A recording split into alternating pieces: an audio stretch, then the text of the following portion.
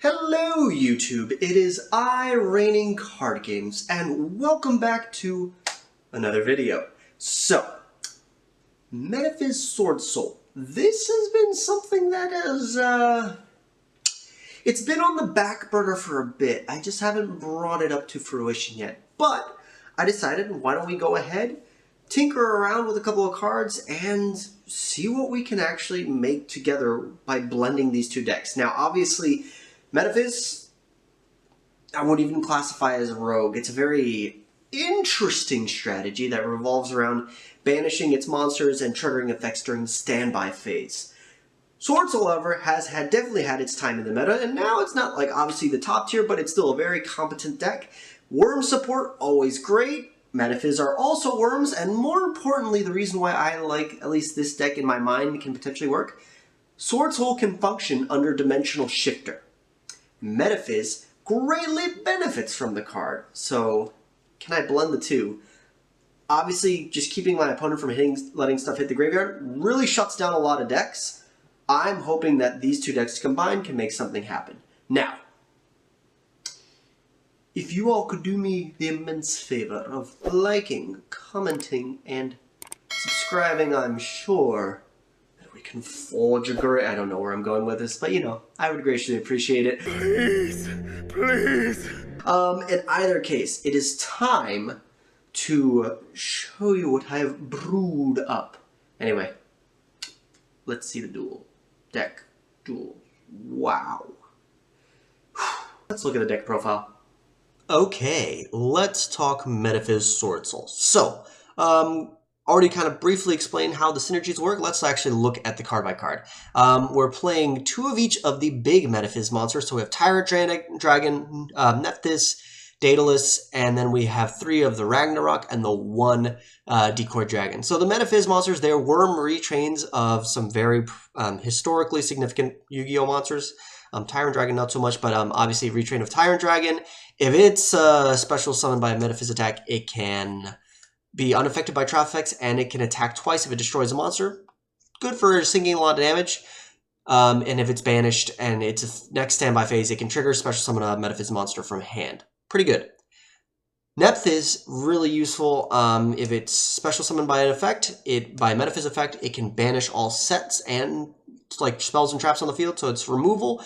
More importantly, though, it is a search when it's banished, so we do want to trigger this off. Decklist is either a cycling for more banished Metaphys monsters, or if it's special summoned, it field wipes by shuffling all special summoned monsters on the field. This is actually a pretty good effect. Ragnarok is one of the ways that we can make this effect happen. If it's normal summon, banish top three of the deck, gains attack for each Metaphys that's banished. It's a tuner, and then also if it inflicts battle damage, it can special summon a Metaphys monster from the deck to sink even more damage. Pretty cool effect. Decoy Dragon is pendulum effect and monster effect are basically the same. If it's targeted for an attack, I can target another Metaphys monster, special summon it. And this can reoccur itself when it's banished and special summon itself. So it's kind of annoying to deal with if it does hit the field. And then in terms of the other side of the deck, we also have some Swordsoul stuff. So 3 Moye, pretty self-explanatory. Ecclesia to get into the Moye. We have 2 long one, usually searchable, and a great special summon to get into some of our bigger synchros. We have the 1 Taya, searchable, good for follow-up plays, or if we don't have a Moye line, it's really good to use. This is the card that makes the deck. D-Shifter, this can shut down a lot of decks. However, it turns on our deck, and the Swordsoul cards can function under it. For example, long one, when it discards, if I discard a wyrm, i.e. a Metaphys, instead of going to the graveyard because of D-Shifter or other cards like Dimensional Fissure, these get banished, and then they'll trigger in the next turn. So, incredible little bit of synergy right there. A Sim Metaphys is a way to cycle, dig deeper in the deck, also banish some cards that I want banished. Searchability with Swordsoul Emergence, and then a little bit of revival potentially. If I do set up the Swordsoul line first before going to the Metaphys, this will come up, but not often. We do need to dig into the deck occasionally, especially if we're going first. We don't really care about the battle damage, so we're definitely running 3 Potted Prosperity. Double Blackout. This also does receive an effect when banished, which will also get me a Swordsoul token. So if I summon Ragnarok, happen to banish Blackout, I already have a token on field, great for other forms, especially if Moye gets disrupted, which is a pretty big target for an Imperm or a Veiler. We have the one Metaphys Ascension. We don't really care about its on-field, like activate effect, discard a Metaphys, draw a card, banish a Metaphys. More so, if it gets banished, I search a Metaphys. Metaphys Dimension, really handy in removal. So each time a Metaphys card is banished, I can banish a card my opponent controls. That has the other effect where if my opponent special summon a monster, I can special summon a banished Metaphys and then special summon it. That comes up not often. I'm more looking for the removal side of just banishing cards off my opponent's field, and then the one Macrocosmos. In terms of the extra deck, we have a fairly generic link line, nothing too spectacular. Topologic Zeroboros is interesting because of the banishing effect. More importantly, the Synchro line, we just basically have a bunch of stuff that you will expect to see in the Swordsoul line. Some of them come up, some of them don't, hence why we don't really mind running the Prosperity and Banishing 6 as long as we have access into our Chixiao and other larger Synchros. Side deck, pretty generic, basic stuff that might come up in any of the matches. All in all, I'd like to think that this is a solid list. It's condensed, it's compact. Now let's see how it duels.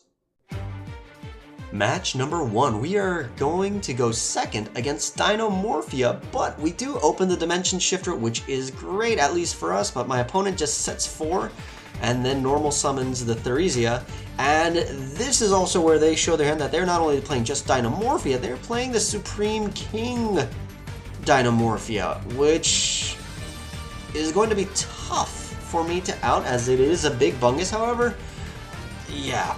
Unfortunately, we only open the Metaphys side of the deck. We don't really see any of the Swordsoul side, so this will be really tricky. We do have some form of removal. Luckily, the Swordsoul Blackout can still destroy the Ragnarok. Unfortunately, though, that does get negated by the Dinomorphia counter trap, so we end up losing.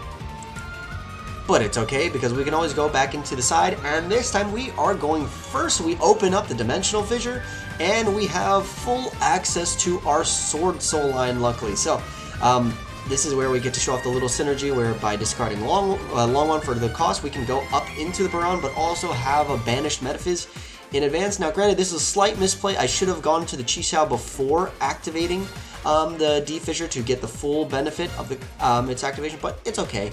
Unfortunately, I do get hit with the evenly match, which is really unfortunate. I do keep the Baron on field, but I now have to face down 4 back row, and Soul Drain hits the field. Oh, that is going to be a nightmare, because now I have to fight down a 4,000 attack Bungus without any monster effects. Luckily, I do have a potential out. I do activate my Metaphys Dimension, because if a Metaphys is banished, I get to banish a card on the field, i.e. I get to deal with this skill drain, which is plaguing me for the moment. But it's now just a little bit of a war of attrition. Can I accumulate enough cards to either get to an Asim Metaphys and then banish a Metaphys to trigger that effect, or can I just find some way to get anything on field? I go up into my Light Charmer just so that I can potentially search out my deck a little bit more, do a little bit of deck thinging, and hopefully get on the crackback. Unfortunately, the draw, it's not the best, so I end up just setting my Moye and hope that I can survive, but once the other Dinomorphia Fusion hits the field, there's no chance. But it's alright, we can just reset and go to match number 2. We are going first. We open up the Pot of Desire, or sorry, Pot of Prosperity. I almost said Desires. But yeah, we open up the Prosperity, and they let that go through. So we do add the Moye effect. We get our token out, and then we go up into the Chixiao. Chixiao does get met by the Ash Blossom. Not the end of the world. We do set our Macrocosmos, and we fire it off, which hopefully should do a number on Salamangreat. We go ahead and negate their normal summoned Salamangreat of Fire, denying the search. They still do go up into the Balings, but they can't link away for the Reincarnation Summon because of the Macrocosmos on field. Great news for us. We then go ahead and try to bring out the long one, but he does get negated by the Roar. But that's not the end of the world. We still fire off this Prosperity, try to dig in a little bit deeper into the deck. We activate our Ecclesia effect, and then this is where we can use our Moye and use the Synchro ability to go up into Abaxia, so we can clear out the field a little bit and sink in some damage.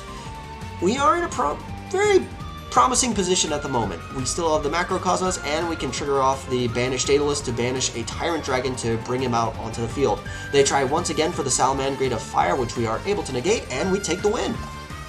Alright, now, since we're going into game 2, we're going second, but we open the D-Fissure, and unfortunately, it gets hit with a Call by the Grade. Not the end of the world, though. We still have an Ash Blossom field. We couldn't have changed it in other ways because the D-Fissure has to require that no cards in the graveyard, so that had to be the very first activation. But we are able to stop them from getting into their Salamancrine Sanctuary, which is pretty good for us, at least, meaning they can't Reincarnation Link Summon. That does not cut them off from plays entirely, because they can hard summon Sunlight Wolf twice by using the other Sunlight Wolf. They just have to commit much more resources. And they set 2 back row with a hand trap in hand. Anti-spell sucks, but honestly, with our current hand, we can easily go around it, no issues. The Ecclesia baits out the Ash Blossom, so now we can safely summon the Moye and then go ahead and activate her effect. I dumbly activated in Sunlight Wolf's column. I should have paid more attention to that, but honestly, it's not the end of the world. We get up into our Chi-Xiao, we get our long one, you've seen this play before. We can now go up into our big old boy. We can get their Chen Ying onto the field because we're going to be planning to do more banishing. And we're in a very positive situation. They are only on 3,000 life. We have the Ash Blossom to contest the Gazelle, and they concede. Alright, match number 3. We are going up against Raid Raptor. Always a solid rogue contender, at least in my mind, especially with just the sheer searchability and versatility of the deck. Now, what's interesting about this is they're playing some of the new cards from the OCG, so we're just getting a little taste of what's to come in the future for Raid Raptor, where they go up into the Raid Draft for Brave Strix, and then with the search that allows them to go up into Arsenal Falcon, and I see where the line is going now. We're going to be facing down a massive towers in Ultimate Falcon with 1 material. Not completely out of the woods. We can potentially get through this. We do have ways to out an Ultimate Falcon in our deck. It's just going to be a little bit difficult. Then they bring out another new card, Raid Raptor Rising Rebellion Falcon. This is another towers, which is now at 5,300 attack. I don't know if my deck has the tools in its arsenal to out 2 gigantic towers. Potentially 1. Yeah, but not 2, and especially with that draw, and I'm looking only at the Metaphys engine, no chance. But it's okay. This time around, we are going first, and we are going to learn from the previous mistake and not commit to the D-Fissure until we have finished our Chi-Xiao line. So we get Chi-Xiao on the field, we activate our Swordsoul Emergence, which does get met by the Ash, unfortunately, so is what it is. We activate our Sim Metaphys, so we can potentially dig deeper into the deck, and we get a Ragnarok, not the end of the world, so we have the Blackout and the Chi-Xiao on field, so we have a little bit of interaction with our opponent, and then we also do have the Dimensional Fissure, so that hopefully will be able to stop my Raid Raptor opponent from, filling up the graveyard with any worrisome effects. We do negate their Force Strix effect to search. They special summon Fuzzy Lanius, and this is where I Blackout, removing all of their material, and they just scoop. So it all comes down to game number 3.